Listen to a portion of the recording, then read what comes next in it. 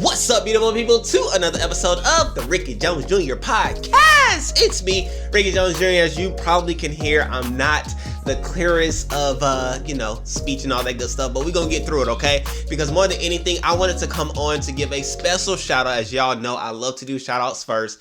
This shout out goes to all of the men, all of the fathers that participated in the Father's Day month conversations. Like, bravo, cheers, thank you, whatever else you could think of in other languages, right?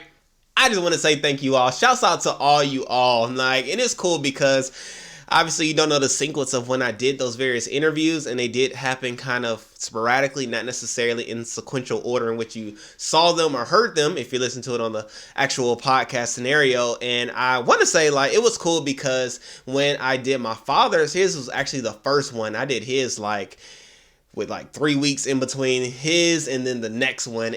But I will say, once I did get him to do it, I was like, okay, it's going to be a breeze for the rest of the fathers that I do ask. And honestly, it was. I did not get rejected, which I am also thankful for that. But then I also want to say there are other men that I did not get to interview, in which I will, okay? So it will be extended, and I won't, it's not going to be like the next one, but I will do some others sporadically throughout the various podcasts, largely because there are some other great men, some great fathers that I believe that we can learn from. We can experience their lives, how they do things, how they have gone through things, how they now relate those things to their life as well as their children's lives. And, it's the opportunity for us to grow. And the cool thing about the actual whole scenario, right? My whole intention and idea behind it was to help other men realize that, hey, it's okay. Wherever you are, whatever it is that you're doing, however it is that you're fathering, all is well. It will work out in the end because there is somebody just like you doing what you're doing, which is why I had the idea of doing it where you have the two-parent household, you have the one where you have the split family, you have one where you have a father that is raising a child that was said to be and have autism, right? Well, not autism, Downs syndrome, right? And so there was even that aspect. So I try to get different type of fathers and things like that, and try to put it all together so we would have a clear, concise idea of what the various aspects of fathering looks like. And so with that being said, that was cool. But then the cool thing is that there was some women that had reached out to me as well, largely on Instagram, but they were like, oh man, those interviews have been very beneficial for me and really helpful to me, letting me know, reminding me that, one, fathers matter, but then two, men actually care, but then three, just to have that reassurance that, man, there are some good men in the world. So shouts out to all the men that participated again and again and again. They were all married, so obviously there's no foolishness taking place in that aspect of things and things like that, but I will say, like I said, once I did get my dad to say yes and get his get him on the podcast, I was like, okay, man, this is going to be easy. So shouts out to you, Dad. All that to say, shouts out to you, my father, the Rickey Jones Sr. Okay, so yeah, I made that correction. Even in our interview, I was like Rickey Jones Jr. But anyway, that's just what I'm used to saying. However, in it all, with it all, man, fathers, know that you can do all it is that you are desiring to do. You can be all that you desire to be, and your family will in turn be all that you have envision for them to be, plan for them to be, and the list goes on, right? You got a perspective from each and every, and just various different fathers. I even had Hiring, and then his dad, right, Coach Williams. That was even a cool just story and things like that, and I love both of them to the core, and they know that, right? But like I said, we're going to continue to do those things, man. I just hope that you all saw that thread. One of the threads that I noticed was that a large part of who we are as fathers is actually duplicated from how we were raised as children, which in turn was as well duplicated by our fathers, how they were raised as children, and the list goes on. So it's even cool how, even as the scripture says, train up a child in a way that should go, and when they are old, they will not depart from it, right? I even liken that to say, and to know that whether you train them in the right things or train them in the wrong things, it will be the things that they ultimately will do themselves and then pass on to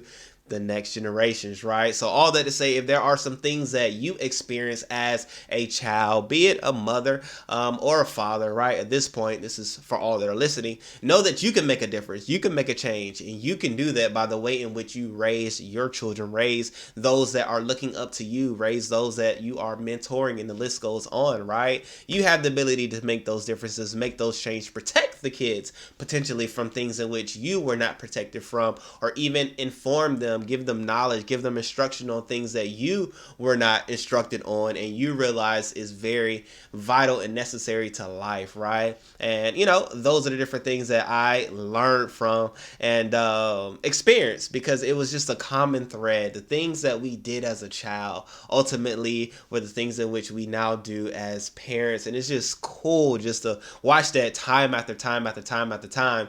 That was just something that I heard as I was interviewing, having conversations with them. And so again, man, I love doing that. Again, if you are a father that is watching this, or somebody that is watching this and you're like, oh man, I would love to have a conversation with you, definitely let me know. I'm trying to figure out, and this is an honest situation, I'm trying to figure out how to do like interviews or conversations, or I like calling them conversations. I feel like interview just puts a level of formality on the interaction that I'm not prepared for. So I like just to call it conversation. And so the conversations, I'm trying to figure out a way in which I could do it digitally, right? In other words, the person doesn't have to be here to do it with them, because like I said, I do know various men in various other states, right? And so it would just now, with my limited capabilities, require me to go and travel to them, or wait for them to travel to Florida, which they may or may not do. So all that to say, I'm trying to figure that out. If you know, definitely let me know. Hit me up, email me, or hit me up in the DMs on Instagram. I'll put both of those information situations in the description down below. But yeah, man, that's something that I'm trying to do. Like, I was about to start calling names, but I'm not going to call names, because you all know who you are, and you are being the ones in which I've talked to said that I want to do interviews with you all. Conversations, okay? I keep saying interviews, largely because you all say interviews, but I really would prefer to call them conversations, as you all are aware of now. But anyway, with it all, man, I hope this Father's Day month was a fantabulous one for you all. I can honestly say it was for me. I had the opportunity to go on a cruise with my family, right? Not only my family of 4, but also my extended love family with Crystal's family. That was an awesome trip, right? Which is why I had this haircut, because I was like, life need to be easy, and having a haircut just made life easy, a breezy, as some would say, lemon squeezy. And she actually did a video for that on her YouTube. I'll put a link down below for that, but y'all can go check that out, man. It's cool. It was cool. I will say, traveling with kids, this was our first vacation with the kids, and I even hesitate on even calling it a vacation when the kids are involved, largely because it's really not a vacation for us. I talked to my dad about this, and my mom, and my dad said it so eloquently by saying that no, it's a vacation for your kids, not necessarily for you. And that is oh so true, because Ricky and Rain did get everything that they wanted. However, mommy and daddy not necessarily did, but the greater thing is that they have the opportunity to experience other countries and other things in which they would not have if they remained here in Tampa, Florida. So that was something I definitely did enjoy for them to be able to have the opportunity to do. However, I have the mindset that going forward, this is a strong statement, but I'm not afraid to say it. But going forward, I would love to be able to do vacations with the kids, with somebody that can stay with the kids. Okay, so I'm even talking about a 2-room situation, and if need be, 2 cars. But I don't think we have to go that far in doing what I'm mentally thinking we should do. But 2 rooms, I think would be great. The person and the kids can stay together, and then Crystal and I can stay in a room together, right? And I mean, it was just a thing, right? Largely, they did have like the little daycare situation, camp, summer camp, whatever you want to call it, on the ship. But that was even in like sporadic times where it wasn't like a full day. It was more like half a day, but then you had to be mindful to feed the kids before they go. It was just, it was a vacation for the kids. We had the opportunity to see other sites. And so the kids had the opportunity to see Jamaica, Haiti, Bahamas, and Coco Cay. It was a Royal Caribbean cruise, which I love cruises. Shouts out to the people who do love cruises as well. If you haven't done a cruise, I do recommend you to do a cruise, right? That is a sure way to be able to have fun, destination-wise, have food 24/7, and to see different things and meet different people as well. We usually meet cool people on cruises. We also get various opportunities to learn about art. There's different art shows, different other shows and things like that on cruises.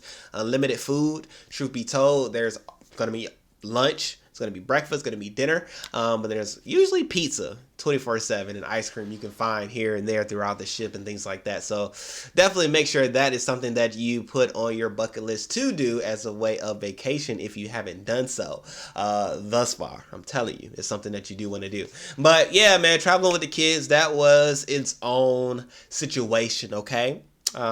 Experience, I think would be a better word. It was his own experience. It was the first time, but it won't be the last, because we do want to be able to show our kids the world in the respect in which we get the opportunity to experience the world. However, I think we can do things a little bit better. And that's all I'm gonna say about that. But in all with all, man, I love you all, great people. I think that fathers, more than anything, just need to know that what they're doing is well, and that the things that they're trying to do is actually being respected. But more than anything, as children, I think that's more than anything I wanted to be able to hear fathers from a child's perspective. And as a child, I'm still a child, right? I'm an adult, but I'm my parents' child. But as a child, I think one of the great things is that even as my parents, my father was raising me, I didn't see and didn't agree with everything that was done. But now being an adult, looking back, I can say, wow. One, I can respect the perspective in which you were fathering me from. So, hindsight is usually 2020. Not always do you get the opportunity to go back and reflect on what was, and fully take on those thoughts. But I definitely get the perspective. Two, I definitely get it, right? I definitely get it. And I get it because I do some of the same things that were done to me. I get it at the end of the day, even though I wasn't with it as I was growing up, but I get it now that I'm now in those shoes doing what he did for me and with me. So, and all with the all, man, fathers, keep doing what you're doing. If you haven't heard it before, you are doing a great job. The world appreciates you. I appreciate you. Your kids will later appreciate you, even if they're not saying it right now. Even when I went off to college, I had reached out to my parents. I don't even know if I said it in the interview, but I had reached out to my parents and called them. I was like, hey, y'all, I thank you for the different things that you all taught me to do. And specifically, those things were like wash my clothes, be able to be clean, be able to eat, right? Know how to make do. I'm not gonna say cook, but I was able to make do. But I was appreciative then for the lessons that I learned back when I was a child, because other kids in college really didn't get those lessons, and people were struggling to wash clothes. But I didn't have those struggles because I was in a household where I had those responsibilities. So I was thankful for that. And then a cool little story that I did not share during our conversation with my dad that I thought about just now is that there was a time where my mom had to give me a whooping.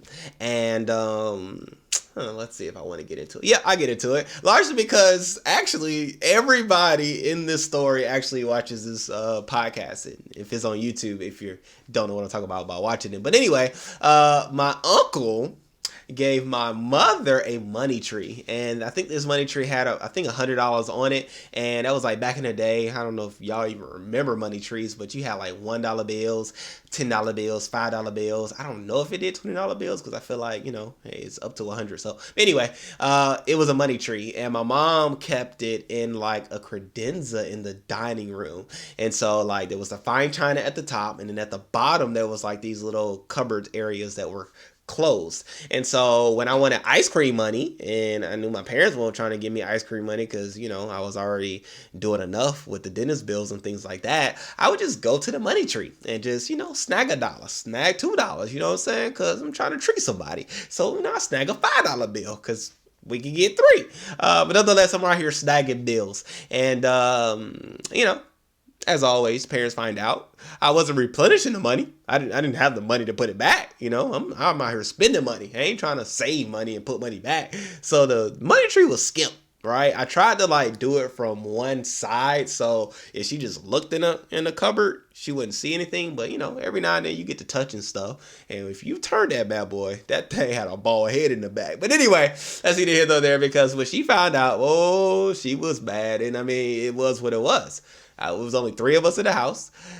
She didn't use it. My daddy definitely didn't, so it had to be me. So I mean, I couldn't lie about it, and I didn't have the money to replenish it. So she was like, okay, well, I'm going to be the one that's going to enforce punishment.